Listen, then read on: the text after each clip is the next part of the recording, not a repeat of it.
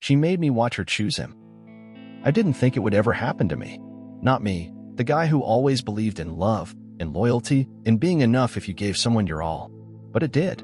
And it started so slowly I didn't even see it coming. Her name was Lena. We met during our first year of university. She sat 2 rows ahead of me in Intro to Psych, and I noticed her right away. She wasn't just pretty, she had this presence, like the room tilted slightly toward her whenever she laughed. Like even the professor paused, just a little, when she raised her hand. It took me 3 weeks to work up the nerve to say anything to her. 3 agonizing weeks of watching her laugh with her friends, bumping into her in the hallway and smiling like an idiot. But when I finally did say something, just a dumb joke about how I hoped the professor would give us another extension on the term paper, she laughed. She actually laughed. That laugh was the beginning of everything. We started talking after class. Then we started sitting next to each other. Then came coffee, study sessions, nights walking back from the library talking about nothing and everything. I remember the first time she touched my arm, just a casual brush, but it felt like electricity. A month later, she kissed me in the back row of the library. 2 weeks after that, we were spending almost every night together. Lena was everything I ever wanted. She was sharp, funny, unpredictable in the most addictive ways. She'd text me memes at 2 a.m., wake me up with coffee when I pulled all-nighters, and sit on my lap and trace my collarbone with her fingers when we were alone. I was crazy about her. And for a while, it felt like she was crazy about me too. But then came Eric. He was in our study group for abnormal psych. Tall, confident, the kind of guy who always knew the right thing to say and had a smile that lingered a little too long on every girl in the room. I didn't think anything of it at first. Lena was with me. She'd curl up under my arm when we studied, play with the drawstrings of my hoodie, and shoot Eric down with dry sarcasm whenever he flirted. But then I started noticing things. Little things. Like how she started dressing differently for study group. How she suddenly laughed more at his jokes than mine. How her phone lit up late at night, and she'd smile at it. And when I asked who it was, she'd just say, just the group chat. I wanted to believe her. I needed to believe her. I told myself I was being paranoid. But paranoia doesn't explain the way she pulled her hand away when I tried to hold it in front of Eric. Or how she said, "Don't be so clingy," when I leaned in to kiss her on campus. She never used to say that. The worst part? I started keeping track. Like some broken version of myself counting down my own heartbreak. Tallying every smile she gave him. Every moment she turned away from me. Every excuse. Then came the night everything cracked. It was a Saturday. We were supposed to have a quiet night and order Thai food, rewatch The Office, fall asleep in each other's arms like we used to. But around 6, she got a text. I saw the name flash on her screen. Eric. She turned the phone face down immediately. Something wrong? I asked. No, just, he's throwing a thing. A few people from class. Nothing major. Oh, I said. You want to go? She hesitated. Only if you don't mind. I hated parties. She knew that. But I hated the idea of her going without me even more. So we went. And it was like I didn't exist. The moment we stepped into Eric's apartment, she let go of my hand. She drifted toward him like she'd been pulled by some invisible magnet. I followed awkwardly, watching as she laughed with him, touched his arm, leaned in when he whispered something. I stood in the corner, drinking warm beer, pretending to scroll my phone, pretending I wasn't watching my girlfriend fall into another guy's orbit. At some point, she disappeared into the kitchen with him. I followed, not because I wanted to spy. I told myself it was coincidence. But when I reached the hallway, I heard them laughing. Low, private. And then her voice. Stop, you're so bad. Laughter. A long silence. My chest tightened. I turned around and walked straight out.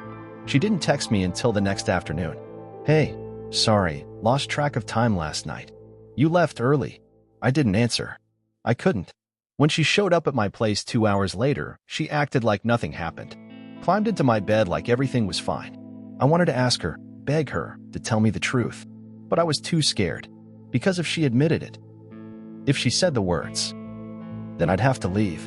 And I wasn't ready. Not yet. So I stayed quiet. She stayed silent. And the slow burn of betrayal kept smoldering under my skin. The next week, I tried to pretend things were back to normal. Tried to pretend that when she smiled at me, it wasn't different. That when she kissed me, it didn't feel forced. That her eyes didn't linger on her phone a moment too long every time it buzzed. But I felt it. Every second of it. I felt her slipping away in slow motion. I stopped sleeping well. I'd lie awake at night with her beside me, her body warm against mine, and wonder who she was dreaming about. Me or him? One night, I finally broke. It was a Thursday. Rain tapping against the windows like the sky was whispering warnings I didn't want to hear. Lena was scrolling on her phone beside me, and I just couldn't take it anymore. Is there something going on between you and Eric? I asked. She looked up slowly. Her face didn't change, not even a flicker of surprise. What? She said flatly. You heard me, I said, trying to keep my voice steady. Are you talking to him? Like, outside the group? She sighed, putting her phone down. You're being insecure again. The way she said again, like it was something I did regularly, like I was the problem, it shattered something small but important inside me. I saw the way you were with him at the party, I said. I heard you laughing in the kitchen, the way you touched him. She cut me off. Oh my God, are you serious right now? You're jealous because I laughed. I'm not stupid, Lena. I never said you were. You don't have to. I feel it. She stood up from the bed, crossing her arms. I'm allowed to talk to people. You don't own me. I never said I did. But I am your boyfriend. Or am I just a placeholder? Her jaw tightened. And then, after a long pause, she said it. I don't know. My heart stopped. What do you mean you don't know? I asked, my voice suddenly small. I don't know what we are right now, okay? She snapped. Everything's gotten weird. You're always watching me like you're waiting for me to cheat or something. You think that's fun for me? I'm watching you because I'm scared. I said, standing up now too. Scared because I see it happening. You're pulling away from me and I don't know how to stop it. We stared at each other. Rain still tapping. My throat tight. And she whispered, maybe it's because we're not right for each other anymore. That one sentence. It gutted me. She left that night.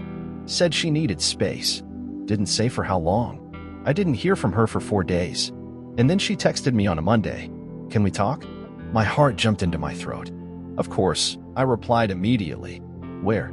Eric's place. I stared at the screen. Read it 5 times. Was it a mistake?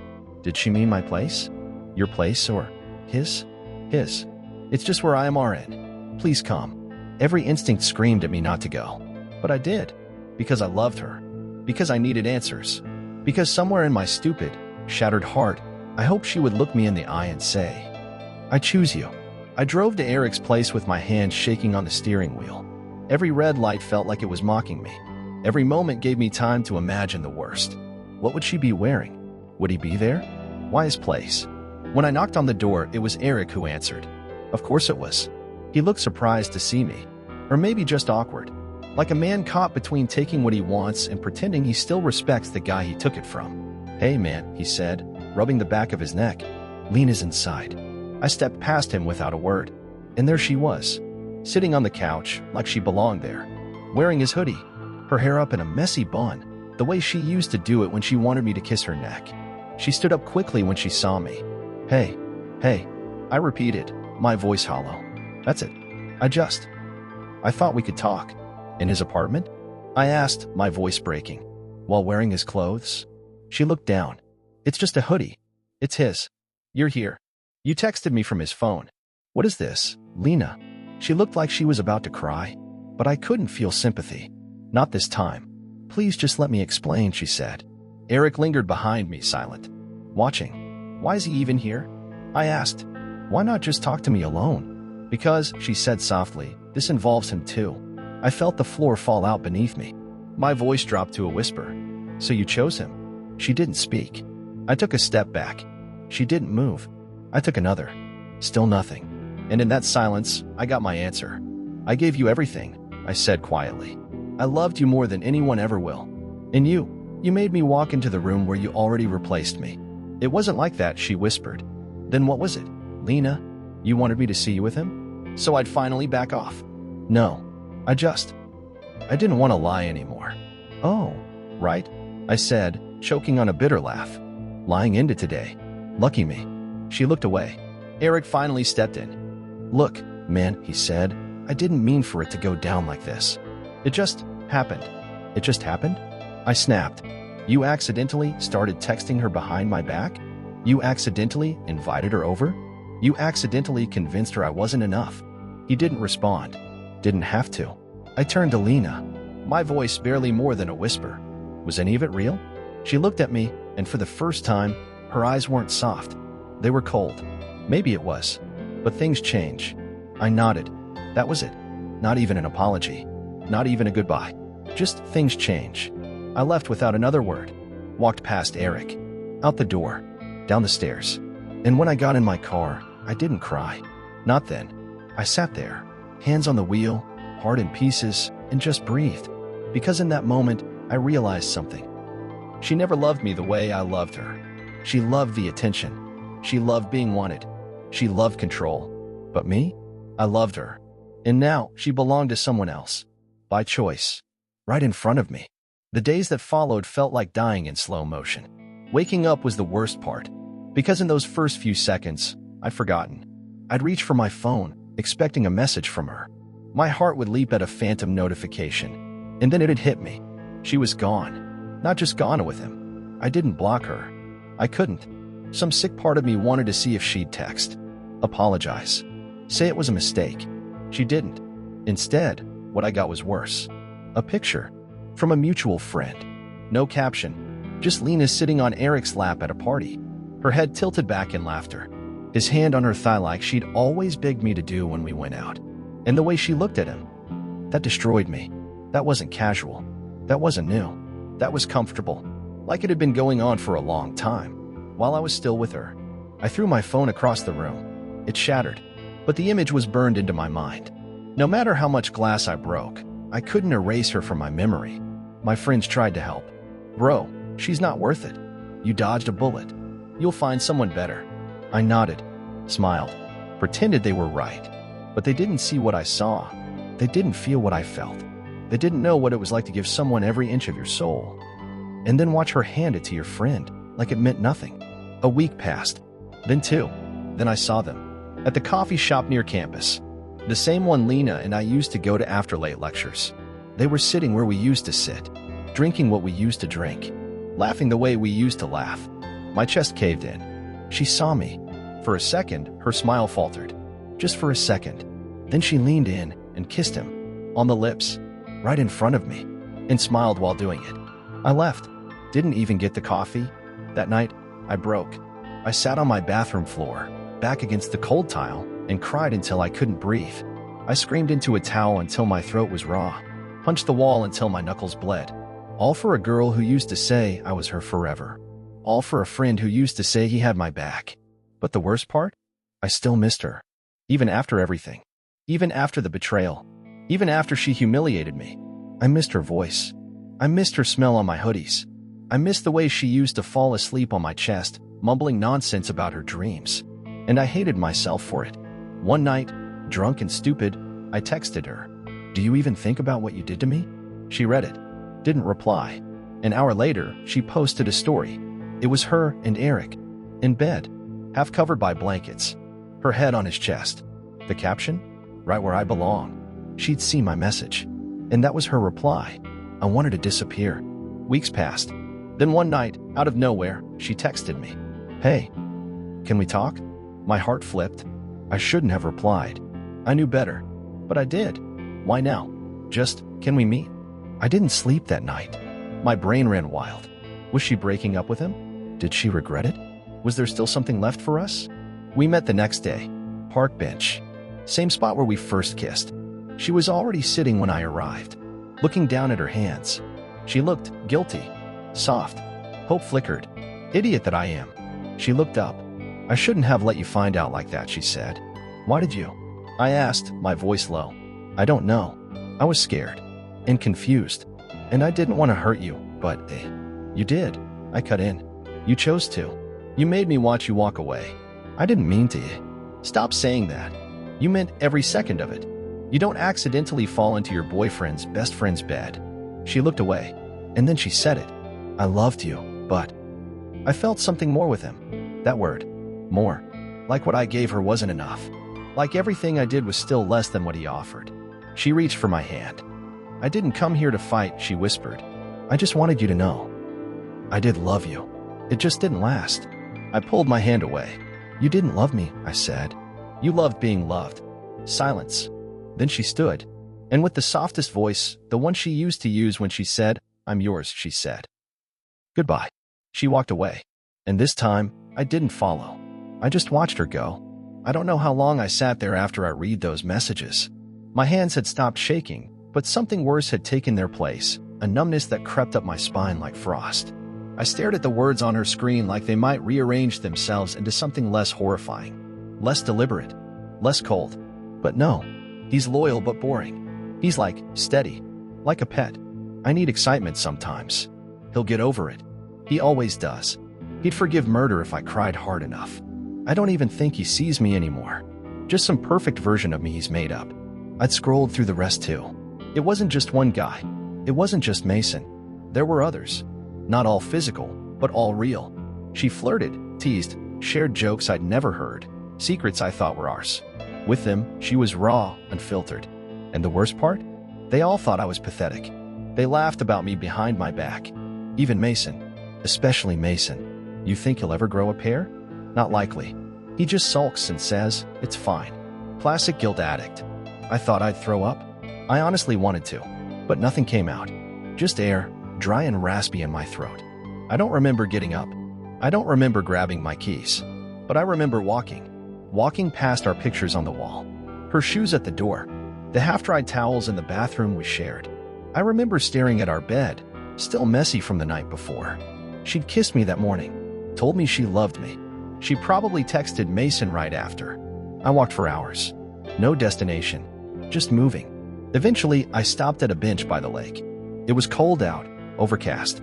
The wind cut through my jacket and made my ears sting. I just sat there, staring at the water, trying to breathe. I didn't talk to her that night. Didn't answer her calls. Didn't reply to the texts. Where are you? Are you okay? I'm worried. It was almost funny. She was worried. I finally went back home when it got dark. She was sitting on the couch, red-eyed, her phone in her lap. When she saw me, she jumped up like she was about to rush over, but stopped when she saw my face. I was calm, colder than I'd ever been. I didn't yell, didn't accuse, didn't break anything. I just said, I read everything. Her face fell, like the ground had vanished under her. I didn't mean any of it, she said instantly. Too instantly. Rehearsed. You meant enough of it to keep saying it. No, I was just venting. I was mad. I was stupid. Mason doesn't matter, I swear, eh? I read all of it, Tara. Not just Mason. Her mouth opened, then closed, then opened again, like she couldn't decide which lie to pick. Okay, she said, already tearing up. I messed up, but you don't get it. I felt like I was suffocating. You never asked me how I felt. It was all about you, and your plans, and your perfect future, and I didn't even know who I was anymore. I did ask, I said. I asked 1,000 times. You lied 1,000 times. Silence. Her face twisted with a sudden burst of anger. So this is it, then? You're just going to throw us away? After everything? I looked her dead in the eye. I didn't throw anything away. You did. I was just the idiot holding the pieces. I moved out the next morning. She cried, of course. Begged. Promised therapy. Promised honesty. Said she'd cut all of them off. Said she'd change. But the thing about broken glass? You can glue it back together, but you'll never forget how it cut you. I didn't block her. Not at first. Part of me needed to see how far she'd go. She didn't disappoint. For a week, I got texts that swung from desperation to venom. From, I need you to you were never enough anyway. From, I miss your arms to Mason treats me better than you ever did. That last one was the final straw. I blocked her on everything. Deleted every picture. Gave her stuff back in a box. Didn't leave a note. It's been months. Some days are harder than others. There are nights when I still flinch if I hear a certain notification tone. Mornings where the smell of her shampoo hits me in someone else's hair, and I have to take a minute. But I'm healing. Slowly. And I've learned something, too. Love isn't about enduring someone's abuse in silence just because you believe in their better version. Love isn't sacrificing your dignity so they don't feel guilty. Love is not making excuses for the people who tear you down when they think no one's looking. Tara told me once that I saw her as some perfect version. She was wrong. I saw her clearly. I just hoped, stupidly, that she'd grow into that version. Instead, she stayed exactly who she always was. And I finally stopped pretending she wasn't.